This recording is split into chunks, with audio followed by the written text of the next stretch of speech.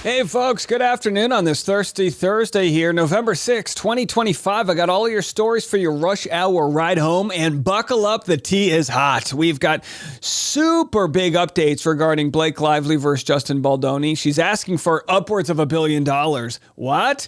And also in a much smaller yet very important case, small not to the people involved, but the global pop culture world, we've got updates on Bachelor Clayton Echard, his case against Laura Owens, which is turned into the state of Arizona against her. They have doubled the amount of felonies they are charging her with. Of course, she faked a pregnancy not once, not twice, but thrice or even more times. Well, following yesterday's news that one of her restraining orders was dismissed because she ghosted the trial, now we're finding out the Arizona County Attorney, Rachel Mitchell, ain't playing around. Now, this is a good deal. This is good for victims of all types. This is good for the movement of wanting to believe people, believe women, or even believing men, which means find the evidence. And if you don't have it, boy, you're in trouble.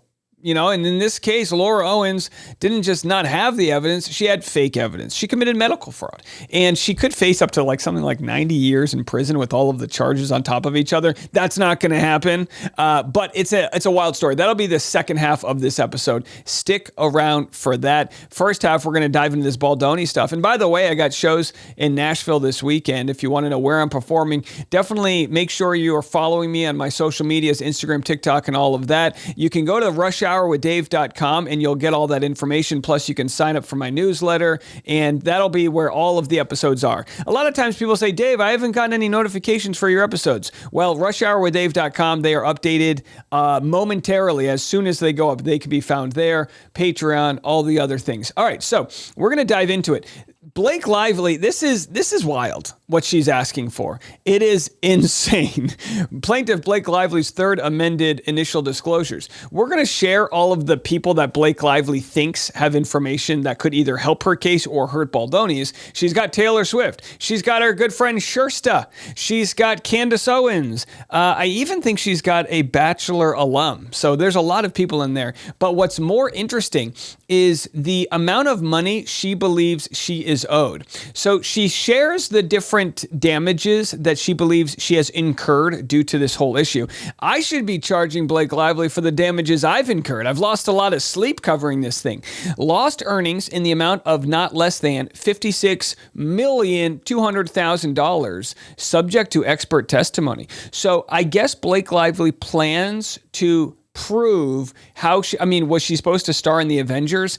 Unless a director says, or a producer says, I am no longer hiring you because of your court case, I don't think she's going to provide the evidence that she lost these gigs. How it works is you audition for a project, and then when you're on the short list, you get a callback. But when you're in Blake Lively's world, a lot of times you don't even audition. It's like it's almost insulting to the actor to put them through an audition once they're at a certain level.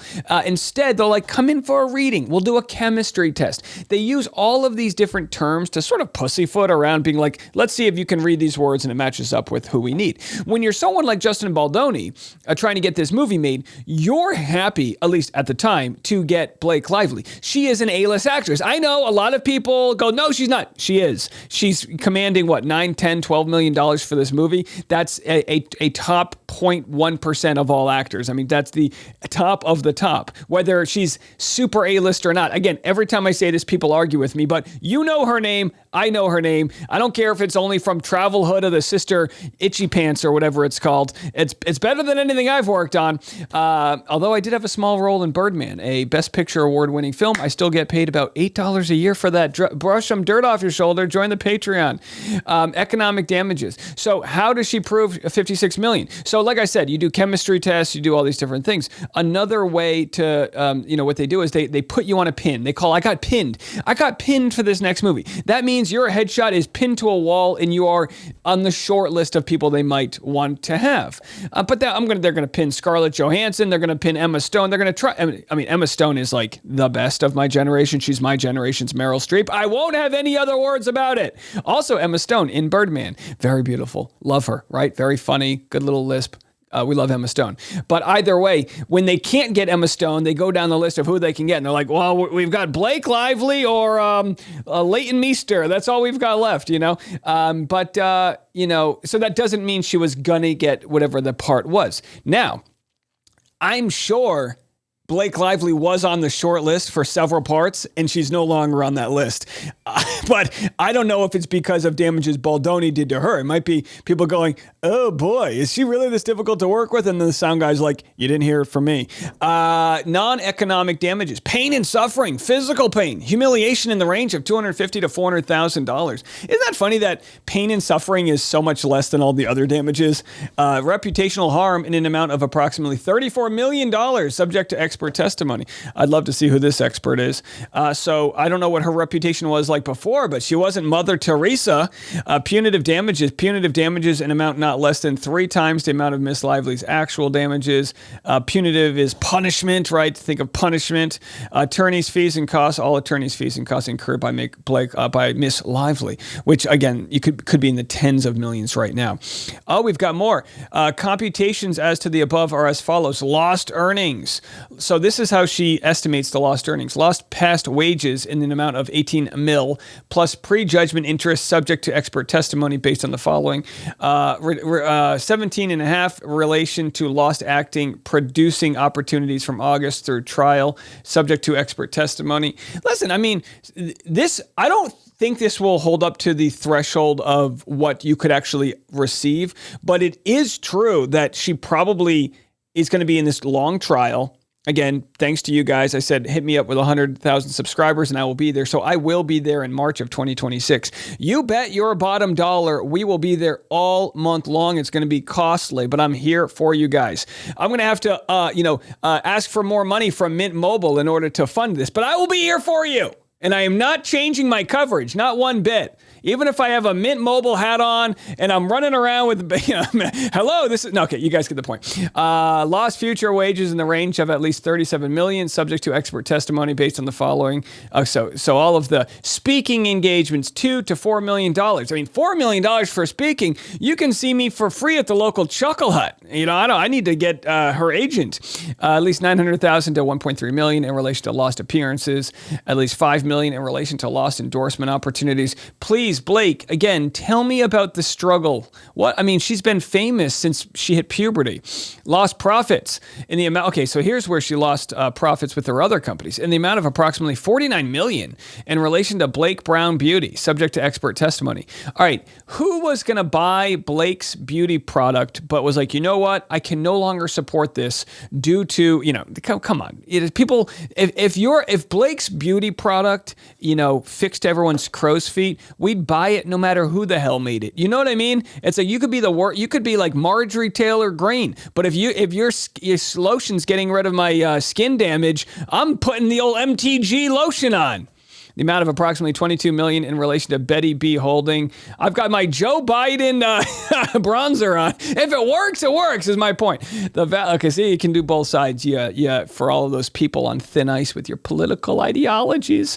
Reputational harm in the amount of approximately $34 million based on an estimated $65 million impressions of the defamatory statements. So she says, because of the defamatory statements made by other people, and again, none of us have been charged with crimes. I certainly haven't. I've only made money doing this because that's the job that I do, right? I haven't been charged with defamation over my coverage. Defamatory would mean people have to willfully lie about her. Maybe some have. I don't know. I can't speak for other people. And this is where I don't like to lump myself in with others. There's fantastic content creators. Some I agree with on things. Some I don't. Some like me. Some I don't. Some we get along and some we don't. The point is we all have our voice. We're all allowed to do what the hell we want with our channels. If some people want to treat her poorly and go after her looks, and that's just not my bag. Blake Lively's a beautiful person. I'm sure, there's redeemable qualities about her. I'm sure a lot of the issues we have here with Blake Lively have to do with working in an industry where she hasn't been told no. My mom worked in sales. She got doors slammed on her. She was a single mom. My mom's a badass bitch. I mean, she's abrasive as hell, but she knows how to hold her own. She didn't get $34 million to go read someone else's words in front of a camera. No, she worked really hard. And I think most people do. I think I use her as an example because I think most people worked really hard and adjust to society's expectations and whatnot. And Blake, this is why it's like a curse, right? To have that kind of success. Now, there are plenty of people who have a lot of success and also do good things with that success, specifically Taylor Swift. But there's also people like Blake that whatever insecurity they have is exaggerated because they're able to have people working around them. I'm not making apologies for Blake. What I'm saying is, boy, I wouldn't trade my life for anybody's, put it that way. So anyhow, we've got some interesting disclosures to get into. I'm gonna read for you all of the people that Blake listed that might have information. So even though she didn't seek discovery from them, could they somehow enter the trial? I'll have all of this after a quick word from our sponsor. Today's episode is sponsored by Veracity, an all-natural way to slim down, get energized, and sharpen your focus. Veracity is tackling the root cause of so many issues, metabolism. With Veracity's drug-free, clinically proven, and doctor-formulated solutions, you can support your body's needs to live your healthiest life. Try Metabolism Ignite, the #1 doctor-recommended GLP-1 booster and GLP-1 alternative. No side effects or allergens. Metabolism Ignite is a natural, safe, plant-based aid that results in an 85% reduction in hunger and is clinically proven to lose, on average, 9 pounds in 90 days. So what's in Veracity? It's a unique blend of lemon, verbena, and hibiscus extracts, green coffee bean extract, and magnesium. Veracity is safe to take along with GLP-1 medications to aid in boosting your metabolism and appetite control.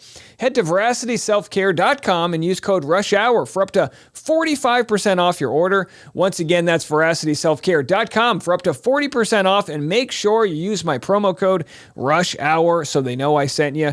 Veracity doesn't just offer a quick fix for fatigue or weight gain. The products actually help you maintain a healthier lifestyle. It's the best kind of self-care.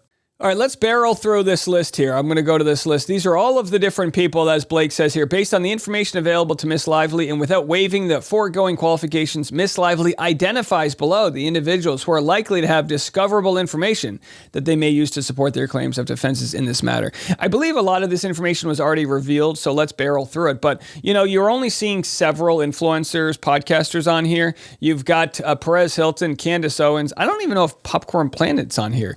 And then we have Whitney Franzway, which, by the way, let me ask the Patreon chat. She was on The Bachelor, right? I believe she was on The Bachelor. By the way, no, it doesn't matter. So some of these people might have information, she believes that they conspired with Brian Friedman. I think Candace Owens and Perez Hilton, or maybe not Candace, but Perez Hilton, also represented by Brian Friedman, which is no surprise as a lawyer in the entertainment world that he's got the biggest of the podcasters out there. But then we've also got Emily Blunt.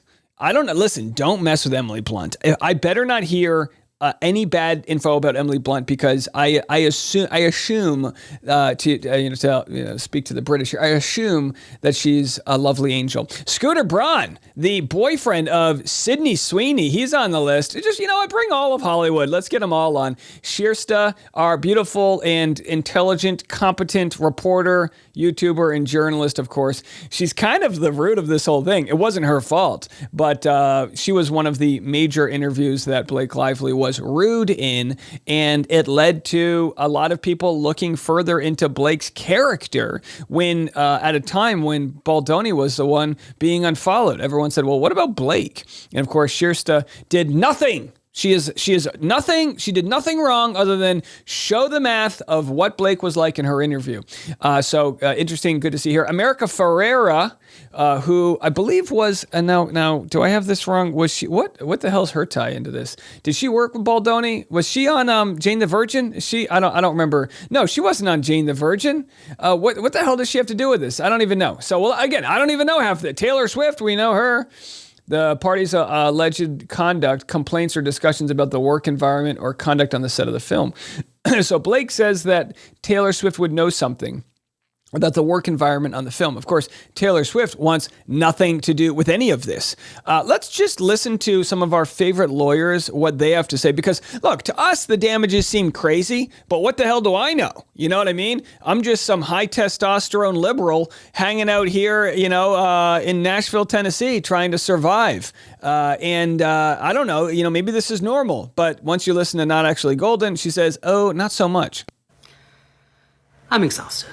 This is exhausting. This is, honestly, I didn't think I could be shocked by this case anymore. And then we got this. This is, if you don't know, they filed the unredacted, except for personal information like addresses and stuff, they unredacted all of Lively's initial disclosures. So she has her originals, then she updated them, and then she updated them again. This is the last update, which I believe is in late July. And in your initial disclosures, you have to list the general amount of damages that you're seeking and how you're going to calculate that. And the reason that you have to do that early in the case is so everybody knows what's at stake. And honestly, so that everybody can figure out, if we're going to try to settle this thing, what kind of numbers are we talking about? So these are numbers that she's put out there, I believe, for the last time at the end of July. I am sure that between me, Britt, little girl attorney, my question is, I wonder if Blake thought that this would, she must have assumed this would all come out. Now, if she's able to get even half of this amount of money, that's a jackpot for her, but it's just not going to happen. It's just not going to happen. So here's little girl attorney, her thoughts. Here we have Lively saying that she suffered from economic damages, from non-economic damages, from punitive damages, and also attorney's fees and costs, for a grand total of $650 million. Boy, I tell you, Zoran, the new mayor of New York, he's going to tax the hell out of her. We're going to have full free bus lines. We're going to call it the Blake Lively route, just buses paid for. Everyone's upset at the extra taxes happening in New York City to the ultra wealthy. It's going to be folks like Ryan Reynolds and Taylor Swift. Really, does she live in New York? Yeah, she does. So tax the hell out of those rich assholes. We love them, Taylor, but either way, yeah. So Blake makes a ton of money, and I think she should pay her fair share. Free buses on Blake. That's my math. Somebody can check me on that. But I estimated about $50 million for attorney's fees. So let's, that would probably put it at what, $700 million then total? $700 million. Sorry for the jump scare, y'all. Yeah, so of course you can see all of the different lawyers here having the same opinion, which is, y'all, this is crazy. These are real numbers. Now, let's make the argument, if you're Blake Lively, she's trying to twist the knife, right? She's trying to get a settlement. That's my opinion, is she's trying to say, I want to make this so painful for you that you start to realize your generational wealth, all that Paylocity money, the billionaire Steve Sarowitz, we're coming for that. We are coming for you so hard that you're going to just want to pay us $20 million and be done with it. That's my thought. But then you could go, well, if they call her bluff, then she's going to have to prove these damages. You just can't pull damages out of your ass, can you? I don't know how it works. So either way, complete delusion. And if you're her lawyers, this is again the problem I said before about surrounding yourself by yes men. This is what you get on movie sets. You get your assistants and all the people around you, her nannies. Everyone's working for her. They're not going to tell her what they really think. They're going to make her feel like everything she says is funny. This is why, like, when you're as a comedian, you need to go to open mics and do shows where you're not in front of your quote unquote fans, because you need to get a real gauge on whether or not a joke is funny. If you perform in front of audiences where everyone laughs, there is no experiment. That's like saying, oh, will this light the thing on fire? But no matter what you do, the thing lights on fire. Does that make sense? So as a comedian, you're searching for honesty, authenticity, and whatnot. That's why a lot of comics generally stay pretty level-headed, because even the most successful people bomb all the time. Now, Blake Lively, she lives in a different reality. She lives in a reality where they have a private private jet waiting for her, drivers to get her from point A to point B. She's not taking Mom Dami's free buses. She's paying for them, though. So either way, fascinating stuff. I'm sure we'll have more on tomorrow morning's episode. We're going to have a ton on this Friday tomorrow. We are just rip-roaring through the news. Coming up next, justice is being served for Clayton and all of the victims of Laura Owens, and we'll have that story for you right now.